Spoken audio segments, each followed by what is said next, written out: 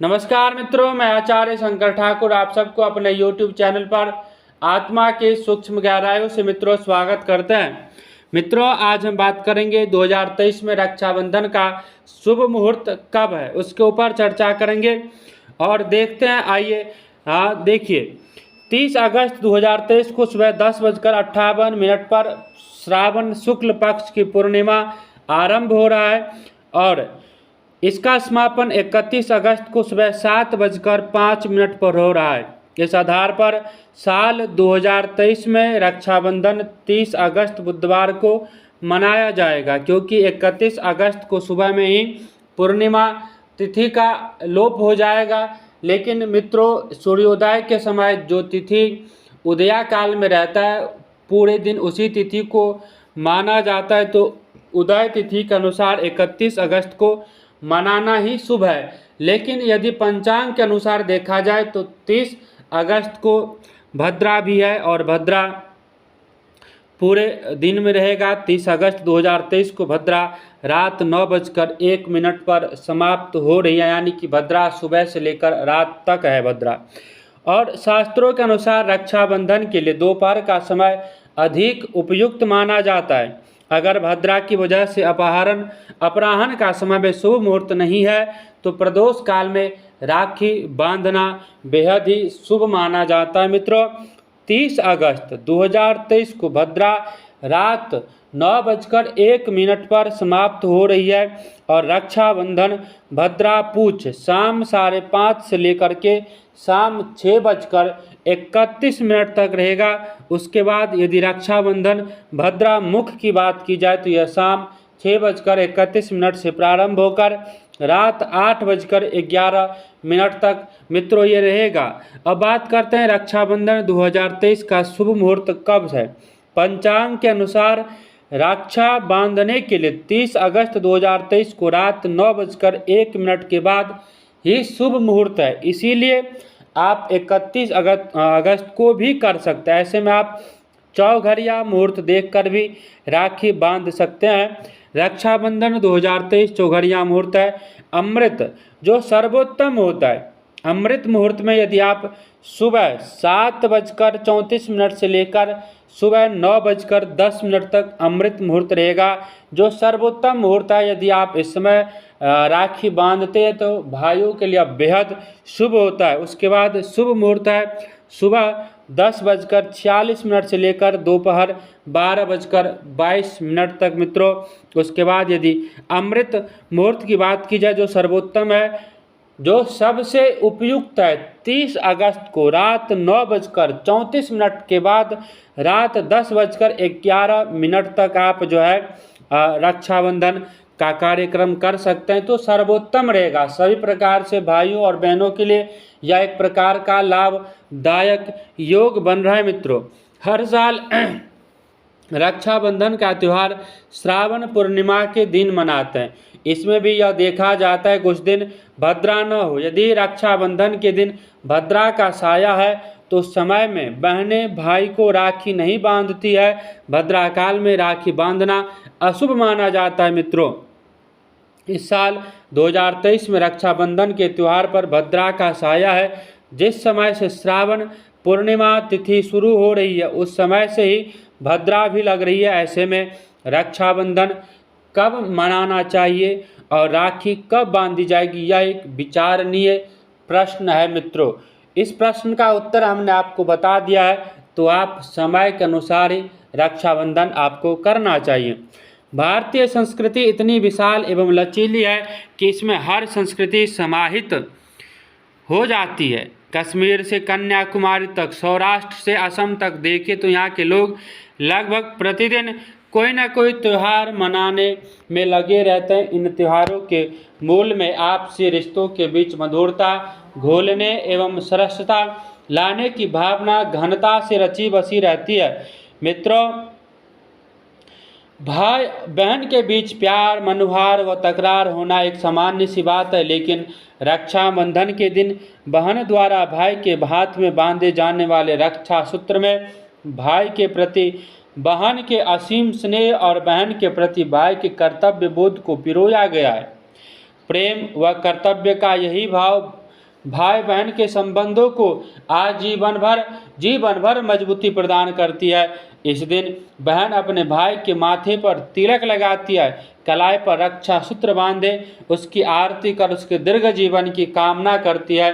भाई भी बहन की झोली उपहारों से भरते हुए संकट की हर घड़ी में सहायता के लिए तत्पर रहने का वचन देता है। शायद राखी की इसी भावना से प्रभावित होकर चित्तौड़ की रानी कर्णावती ने बहादुर शाह से अपनी रक्षा के लिए मुगल शासक हुमायूं को राखी भेजकर मदद की गुहार की होगी। इतिहास साक्षी है, जब दुश्मन भरी सभा में द्रौपदी का चीर हरण कर रहा था, तब द्रौपदी ने कृष्ण को अपनी रक्षा के लिए पुकारा तो वे नंगे पांव दौड़े चले आए। मित्रों, भरी सभा में उसकी लाज बचाई। भले ही कृष्ण और द्रौपदी के बीच सखा का भाव है, मित्र का भाव है, संबंध है, परंतु कहा जाता है कि द्रौपदी व कृष्ण पूर्व जन्म में भाई बहन थे। उसकी राखी के प्रति अपनी वचनबद्धता को कृष्ण कैसे भूल सकते थे।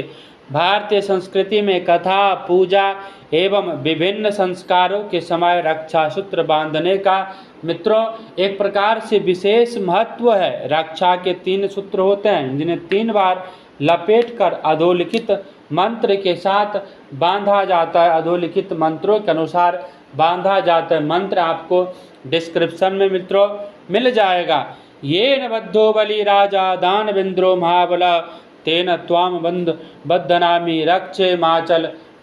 मित्रों, इस प्रकार के मंत्रों का उच्चारण करते हुए आपको राखी का कार्यक्रम करना है और रक्षाबंधन मनाना है। इसके भावार्थ है कि जिस प्रकार लक्ष्मी जी ने राजा बलि के हाथों में रक्षा सूत्र बांधकर अपने वचन से उन्हें बांध लिया, उसी तरह मैं भी आपको अपनी रक्षा के लिए बांधती हूँ। इस रक्षा मंत्र के मूल में जो कथा आती है वह इस प्रकार है। दैत्यराज राजा बलि विष्णु का अनन्य भक्त था। एक बार देवराज इंद्र और जब युद्ध में बलि को नहीं हरा पाए तो मदद के लिए विष्णु भगवान के पास गए।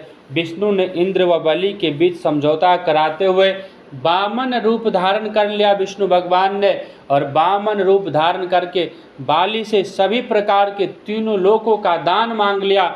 और जब तीसरा पग रखने के लिए कहीं पर भूमि नहीं बचा तो बाली ने कहा कि प्रभु, आप अपने भक्तों का परीक्षा लेते हो ना, आप अपना तीसरा पग मेरे सिर पर रखो। और जैसे ही प्रभु को इस प्रकार से इशारा मिला, प्रभु ने दैत्यराज बलि को तुरंत पाताल लोक में भेज दिया और यह वरदान दिया कि पाताल लोक का एक छत्र राज्य तुम्हें मिलता है, और अमरता का वरदान देते हुए पाताल लोक में उसके राज्य की रक्षा करने के लिए अपने वैकुंठ के राजपाट को छोड़ करके स्वयं आने का वचन दिया। माता लक्ष्मी चाहती थी कि विष्णु वैकुंठ वापस आ जाए, लेकिन भगवान वचनबद्ध हो गए थे दैत्यराज बलि के साथ। तो भगवान दैत्यराज बलि के महल में पाताल लोक में जाकर उनके द्वारपाल बनकर उनके यहाँ चाकरी करने लगे। लेकिन माँ लक्ष्मी परेशान हो गई थी और माँ चाहती थी कि अब विष्णु वैकुंठ लोक को वापस आ जाए। जब इस प्रकार से किसी प्रकार का उपाय नहीं सूझा तो माँ लक्ष्मी एक ब्राह्मणी का रूप धारण करके पाताल लोक गई। ब्राह्मणी के वेश बनाकर राजा बलि के पास गई और उनसे अनुरोध किया कि मेरे पति किसी जरूरी काम से बाहर देश की यात्रा पर गए हैं, जब तक वह लौट नहीं आते तुम मेरी रक्षा करना। जब तक वह लौट नहीं आते मैं आपकी शरण में रहना चाहती हूँ। बलि ने ब्राह्मणी का प्रस्ताव खुशी खुशी स्वीकार कर लिया। श्रावण पूर्णिमा के अवसर पर लक्ष्मी जी ने बलि की सुख समृद्धि की कामना के लिए उसकी कलाई में राखी बांधी। ब्राह्मणी का आत्म व्यवहार बलि के अंतरात्मन को छू गया और उसने मन से ब्राह्मणी को अपनी बहन स्वीकार लिया तथा राखी के बदले उपहार स्वरूप कुछ मांगने को कहा। तब माता लक्ष्मी ने अपनी असली पहचान बताई और अपने वहाँ रुकने का कारण बताते हुए कहा कि वह अपने पति के साथ वैकुंठ मित्रों वापस जाना चाहती है। बलि ने उसी समय विष्णु से वैकुंठ जाने का अनुरोध किया और अपनी बहन को वायुदेव के अनुसार अपना कर्तव्य पूरा किया। कहा जाता है कि इसी दिन से श्रावण पूर्णिमा के दिन बहनों को घर में आमंत्रित कर राखी बंधवाने का प्रचलन चल पड़ा है। मित्रों, रक्षाबंधन की पावनता से यमलोक भी अछूता नहीं है। रक्षाबंधन की पवित्रता से यमलोक भी अछूता नहीं है। इस दिन मृत्यु के देवता यम को उनकी बहन यमुना ने राखी बांधी और अमर होने का वरदान दिया। यम ने इस पावन दिन के महत्व को अक्षुण्ण रखते हुए घोषणा की कि जो भाई इस दिन अपनी बहन से राखी बंधवाएगा और उसे रक्षा का वचन देगा वह हमेशा अमर हो जाएगा, संसार में कभी अकाल मृत्यु को नहीं पाएगा। एक दूसरे को स्नेह, सद्भावना एवं कर्तव्य के सूत्र में पिरोने वाले इस त्योहार के पीछे यह भाव है कि समाज में रहने वाले लोग एक दूसरे के साथ मिलजुल कर रहे और जरूरत पड़ने पर एक दूसरे की रक्षा के लिए आगे आए। रक्षाबंधन का पर्व श्रावण शुक्ल पूर्णिमा को होता है। विशेष रूप से भद्रा को त्याग कर ही रक्षाबंधन करना चाहिए, क्योंकि शास्त्र निर्देशानुसार भद्रा में रक्षाबंधन करने से राजा के लिए अनिष्टकारी होता है तथा भद्रा में होली दहन करने से प्रजा के लिए अनिष्टकारी होता है। इसीलिए ना तो होली जब हो और उस समय भद्रा लग जाए तो होली का दहन नहीं करनी चाहिए, और रक्षाबंधन में यदि भद्रा लग जाए तो राखी नहीं बांधनी चाहिए। मित्रों, पवित्र सूत, रेशम आदि का रक्षा सूत्र बनाकर रक्षा मंत्र से अभिमंत्रित करके रक्षा सूत्र बांधना चाहिए। इसके प्रभाव से वर्ष भर तक हर प्रकार से रक्षा होती रहती है। कुल मिलाकर इस त्योहार से भारतीय संस्कृति की अनूठी छवि के दर्शन होते हैं। सभी विश्व संस्कृतियों में केवल भारतीय संस्कृति ही ऐसी है जो पुरुषों को अपने विपरीत लिंगियों को माँ और बहन की नज़र से देखने की दृष्टि प्रदान करती है। मित्रों, नज़र प्रदान करती है। इस भाव को सभी को नमन करना चाहिए। मित्रों, यदि आप इस YouTube चैनल पर पहली बार विजिट कर रहे हैं तो आपका स्वागत है। आप सब इस वीडियो को स्किप करके ना देखें। यदि आप हमें फेसबुक पर देख रहे हैं तो आचार्य शंकर ठाकुर जी को फॉलो कर सकते हैं।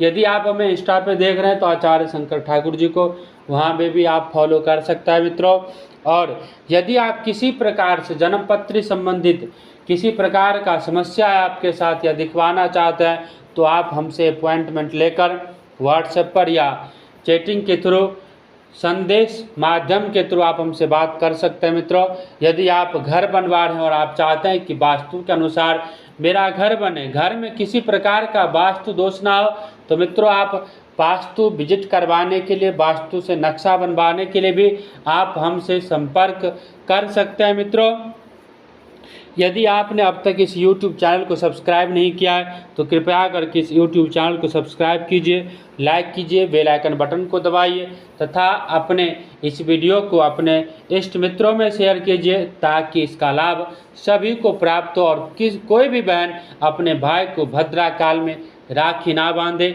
आप सभी को रक्षाबंधन की ढेर सारी शुभकामनाएं। आपके भाई और बहन में भले ही कितना भी मनमुटाव क्यों ना हो, मित्रों आशा करता हूं कि आप इस पर्व पर, इस त्यौहार पर अपने मन के अंदर सभी प्रकार के मनमुटाव को मिलाकर, मनमुटाव को दूर करके रक्षा सूत्र बंधवाइए और भगवान से प्रार्थना कीजिए कि आपके जितने भी रोग शत्रु है सभी दूर हो जाए। इतना कहकर मैं अपनी वाणी को विश्राम देता हूँ। तब तक के लिए आप सबको मित्रों हमारी तरफ से नमस्कार।